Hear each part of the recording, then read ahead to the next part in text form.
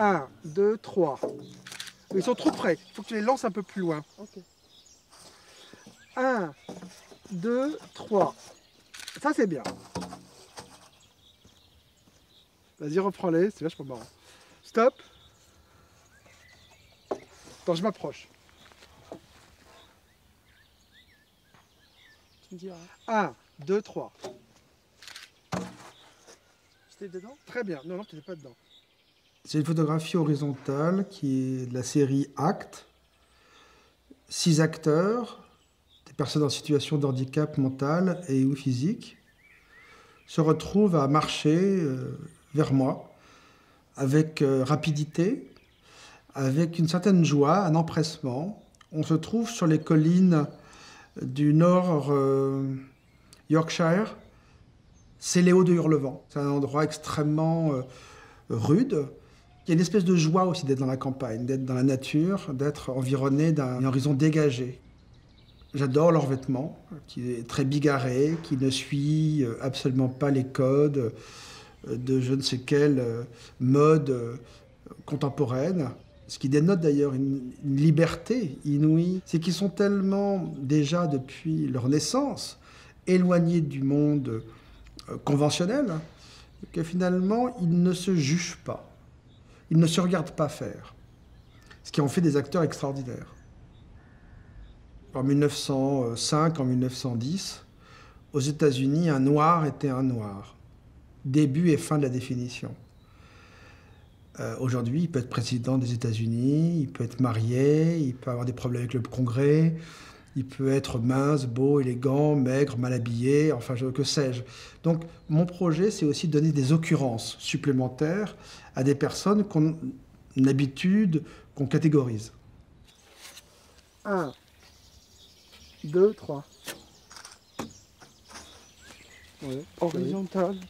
Trop vite. Ok. Lance-le moins vite. 1, 2, 3. C'est bien. On recommence. 1, 2, 3. Tu vois, ce qui est pas mal, c'est quand tu le lâches plus tôt. Parce que dès que tu le lâches, voilà, Ouais, là j'ai ta main dedans. Ouais. C'est beau ça. Attends. 1, 2, 3. Fais ça, exactement ce qu'il faut faire. Moi, j'ai des idées, j'essaie de les mettre en forme. J'essaie de juxtaposer deux réalités. Et de faire, dans cette juxtaposition assez paradoxale, donner un sens aux images. Par exemple, pour Hyper et la chute, ce sont des jeunes gens issus des milieux populaires, donc d'une certaine manière à la marge, qui évoluent dans un environnement naturel, qui est leur lieu d'habitation, ou au contraire dans des lieux qui sont des centres commerciaux. Et finalement, c'est cette question très simple qui est comment trouver son équilibre dans notre environnement quotidien. Comment trouver sa place dans ce cadre.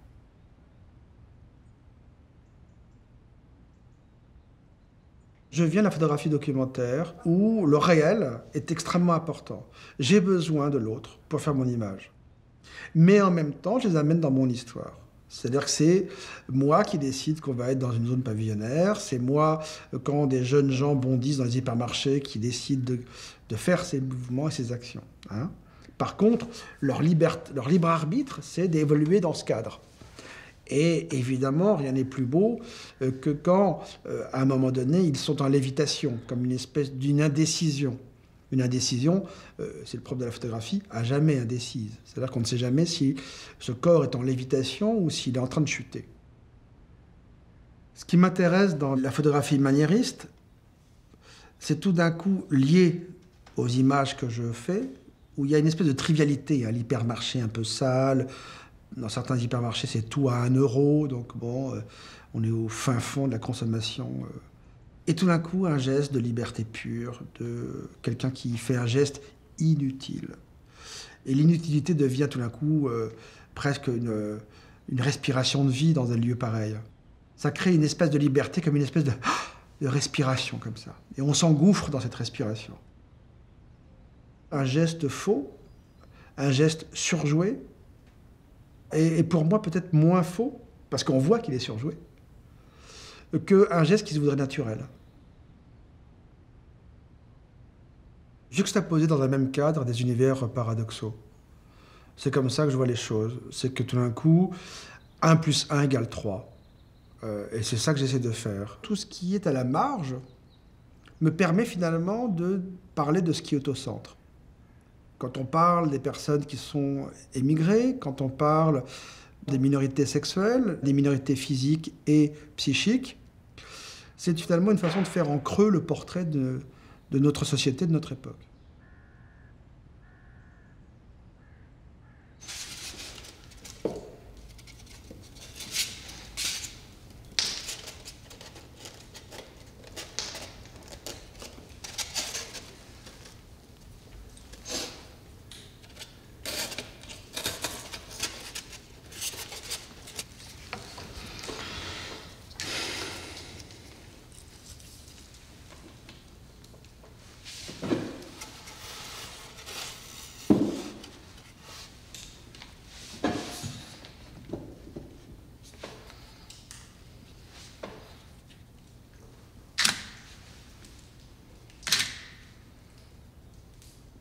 Je m'intéresse à ce qui est négligé et négligeable, c'est-à-dire l'emballage, mais aussi ses protections, qui n'ont une forme qui n'est pas propre. Ils ont une forme conditionnée par ce qu'il y a à l'intérieur. Et ils n'existent pas en tant que tels, ils n'existent que par confrontés à l'objet qu'ils doivent protéger. Et évidemment, en inversant la proposition, en les mettant au cœur de la recherche, en mettant au cœur de la photo, voilà, il y a un double mouvement d'inverser. Hein.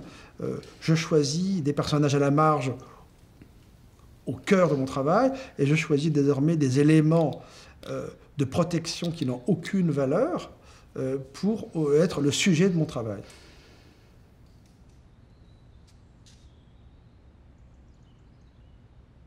J'ai fait beaucoup de photographies avec des chaises Ikea en morceaux. Je trouve que les objets qui ne sont pas montés entre eux sont déjà magnifiques. Et à la façon du minimalisme américain, considérer ces objets comme autant de lettres d'alphabet que je recompose à ma façon en les juxtaposant, en les liant entre eux. Tous ces emballages de chaises Ikea qu'on trouve, ces cartons qu'on trouve dans la rue, ça renvoyait bien sûr à l'idée de protection, à l'idée de parure aussi, à l'idée de la société d'aujourd'hui, hein, tous les homeless qu'on trouve en fait chez soi et qui se protègent avec des cartons de consommation. Ils s'en servent pour se protéger eux et non pas les machines à laver qui ont été empackagées dedans. Ça me fait penser aussi aux années 20, au décor de Picasso pour Satie, au constructivisme, à l'expressionnisme, à tout ce courant de liberté du corps, hein, où on inventait avec 3 bouts de carton un costume cubiste. Enfin voilà, il y a toutes ces références aussi derrière tout ça, sur le jeu, l'amusement. Je pense que dans mes images, il y a des choses qui parlent du jeu, hein, d'un côté un peu dérisoire aussi.